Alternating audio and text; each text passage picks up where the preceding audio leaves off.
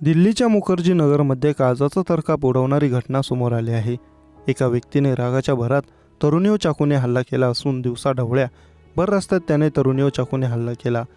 सुदैवाने या हल्ल्यात तरुणी जास्त जखमी झाली नसून तिची प्रकृती स्थिर आहे। सदर घटना येथे असलेल्या सीसीटीव्ही कॅमेऱ्यात कैद झाली असून या घटनेचा व्हिडिओ आता सोशल मीडियावर जोरदार व्हायरल होतोय। व्हिडिओमध्ये तुम्ही पाहू शकता, रस्त्याने जाताना या तरुणाने अचानक हल्ला करण्यास सुरुवात केली। त्याने भाजी विक्रेत्याच्या ठेल्यावर असलेला चाकू घेतला आणि तरुणीवर हल्ला केला। घटना घडली त्यावेळी तरुणी रस्त्यावर खाली पडली। ती खाली पडली असताना देखील त्याने तिच्यावर वार केले, मात्र यात तिला जास्त जखमा झाल्या नाहीत। या घटनेवेळी रस्त्यावरून जाणाऱ्या इतर व्यक्तीमध्ये आल्या। त्यांनी मुलीला वाचवण्यासाठी त्या तरुणाला थांबवलं, मात्र त्याच्या हातात चाकू असल्याने तो त्यांच्या हातून निसटला। पोलिसांना याबाबत माहिती मिळाल्यावर त्यांनी तपास सुरू केला आणि आरोपीला ताब्यात घेतलं। 22 मार्च रोजी ही घटना घडल्याचं समजलं जातंय। पोलीस चौकशीत त्या तरुणाने आपण असं का केले याबाबत माहिती सांगितली आहे। तरुण ज्या परिसरात राहत होते त्या काही मुलं त्याला पागल म्हणत चिडवतात। याच परिसरात सदर तरुणी देखील अभ्यासासाठी लायब्ररीमध्ये येते।